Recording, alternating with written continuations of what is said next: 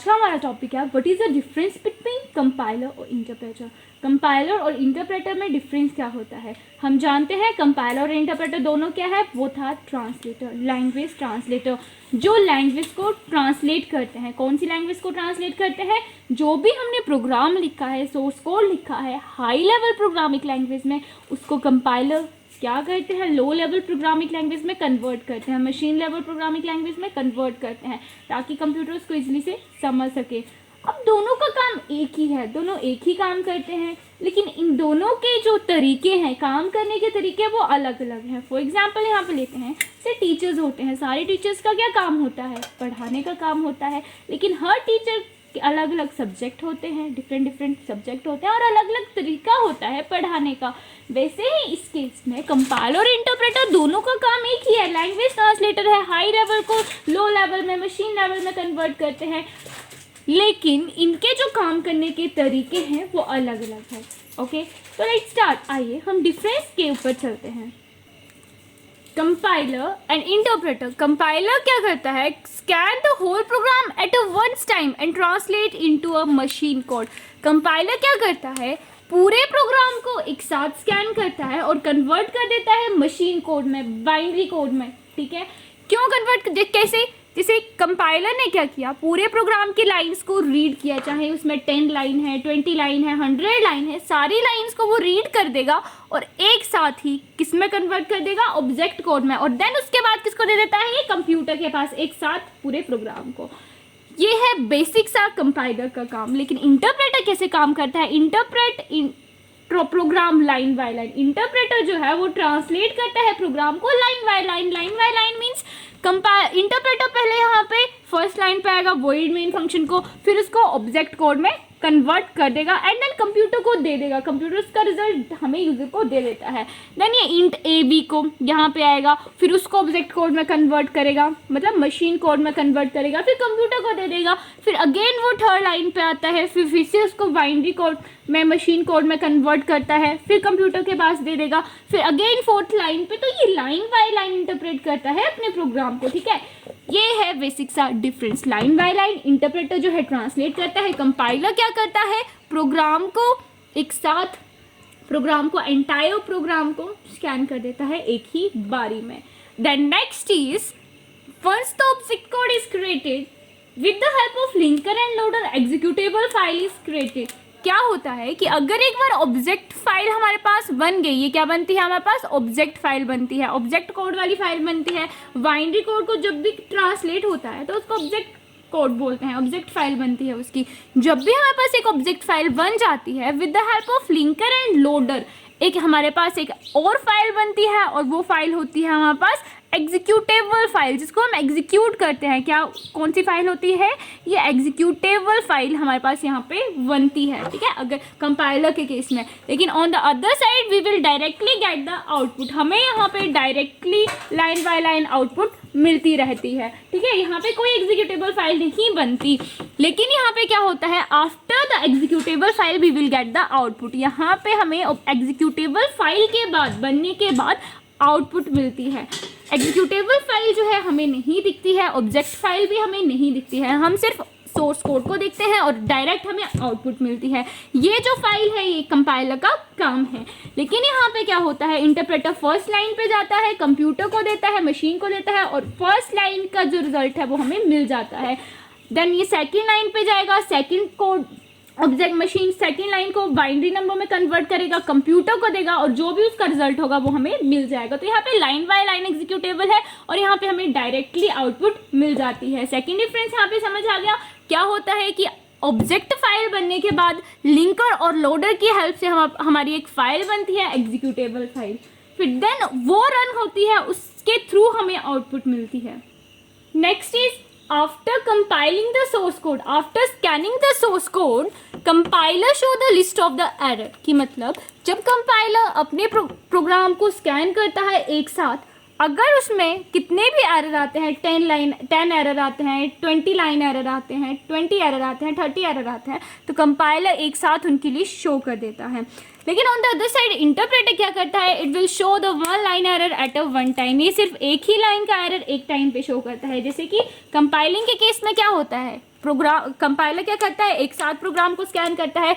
100 line का programme है, अगर उसमें 20 एरर भी आते हैं देन कंपाइलर उसकी एक साथ हमें एक साथ क्या कर देता है, एरर लिस्ट शो कर देता है कि नहीं तुम्हारे प्रोग्राम पे 20 एरर हैं, अब उनको तुम ठीक करो। जब हम उन प्रोग्राम को ठीक करते हैं फिर से उसको स्कैन करेगा प्रोग्राम को, एंड देन अगेन अगर एरर आते हैं तो अगेन हमें लिस्ट शो कर देगा। जब तक एरर ठीक नहीं होते तब तक हमारा ऑब्जेक्ट कोड में कन्वर्ट नहीं होता है। अगर हमारा प्रोग्राम एरर फ्री है देन वो क्या होता है, जो सोर्स कोड है वो ऑब्जेक्ट कोड में कन्वर्ट होता है। उससे पहले हमें एरर ठीक करने पड़ते हैं, ठीक है। कंपाइलर का काम यही है कि वो ट्रांसलेट करेगा और अगर एरर आते हैं तो वो हमें शो कर देता है, ठीक है। But on the other side interpreter क्या करता है, line by line show error करता है, एरर को शो करता है एट अ वन टाइम पे, एक टाइम पे एक ही, मतलब एक लाइन पे जितने भी एरर आते हैं, 2 एरर है, 3 एरर है, तो एक लाइन के एरर को हमें एक टाइम पे शो करेगा।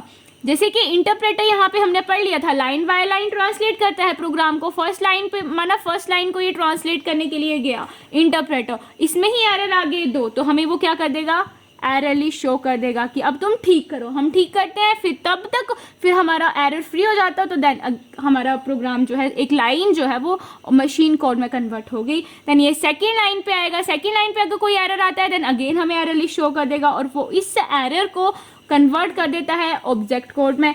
अगेन थर्ड एरर आता है तो हम एरर को ठीक करेंगे, एरर लिस्ट शो हो जाएगी, एरर को ठीक करेंगे, फिर ये कन्वर्ट करता है। तब तक ये कन्वर्ट नहीं करता है जब तक एरर ठीक नहीं होते हैं। तो हमने पढ़ा कि ये लाइन बाय लाइन यहाँ पे एरर को शो करता है और ये एक साथ हमें लिस्ट दे देता है। Okay, the next difference is execution is fast in case of compiling, कि कंपाइलिंग के केस में एग्जीक्यूशन फास्ट होती है।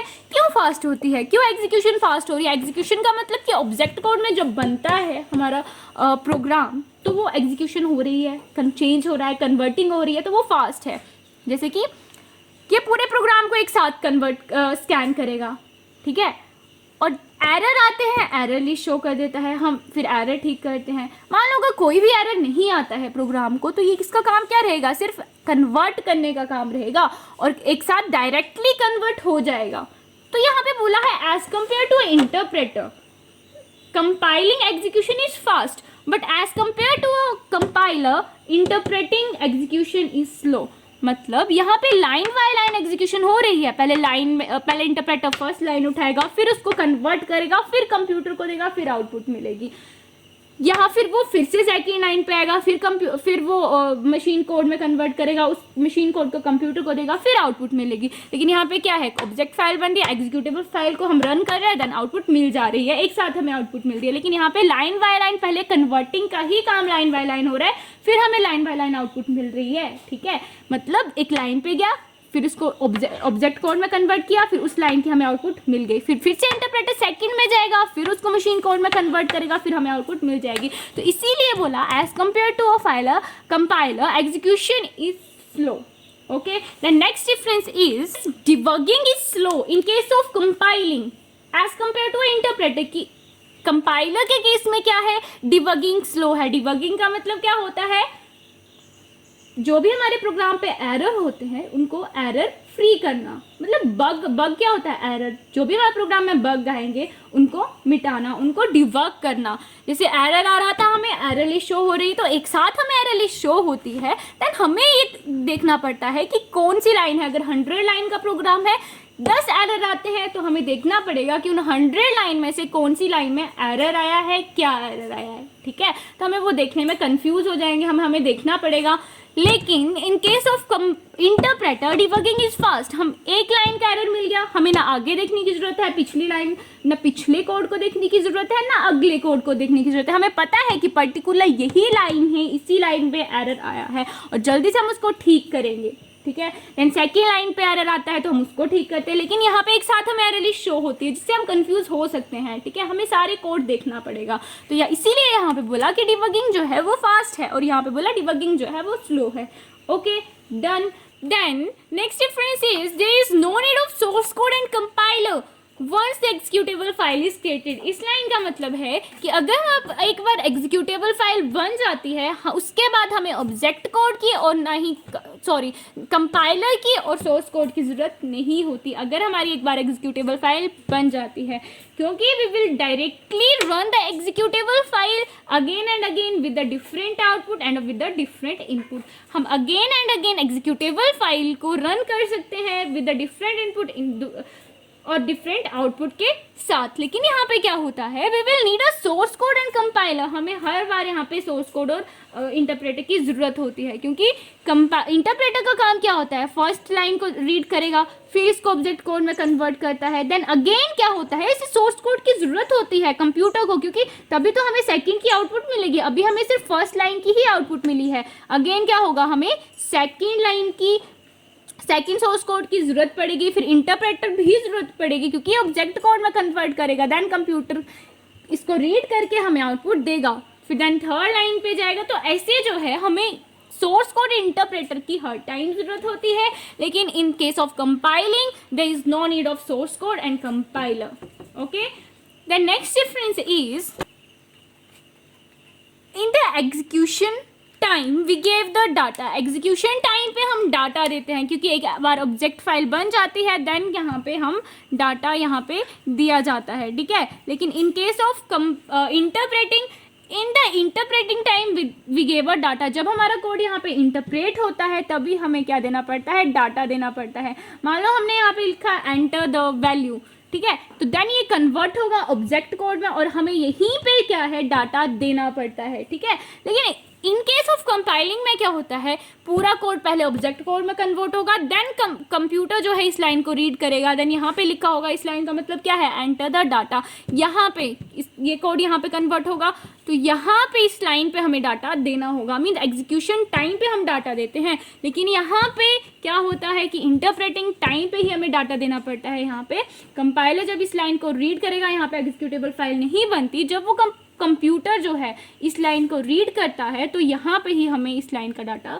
देना पड़ता है। Okay, now next difference is compiler allocate extra memory. Compiler क्या होता है, यहाँ पे एक्स्ट्रा मेमोरी एलोकेट करता है। क्यों एक्स्ट्रा मेमोरी एलोकेट करता है, हमें सामने दिख रहा है बच्चों, क्योंकि यहाँ पे एग्जीक्यूटेबल फाइल बनती है, ठीक है। तो क्या होगा, एक्स्ट्रा यहाँ पे मेमोरी लगेगी, लेकिन यहाँ पे no executable file, no separate file would be allocated. यहाँ पे हमें डायरेक्टली आउटपुट मिलती है तो no extra memory would be allocated. Interpreter कोई एक्स्ट्रा मेमोरी एक्वायर नहीं करता है, लेकिन कंपाइलर को जरूरत होती है एक्स्ट्रा मेमोरी की।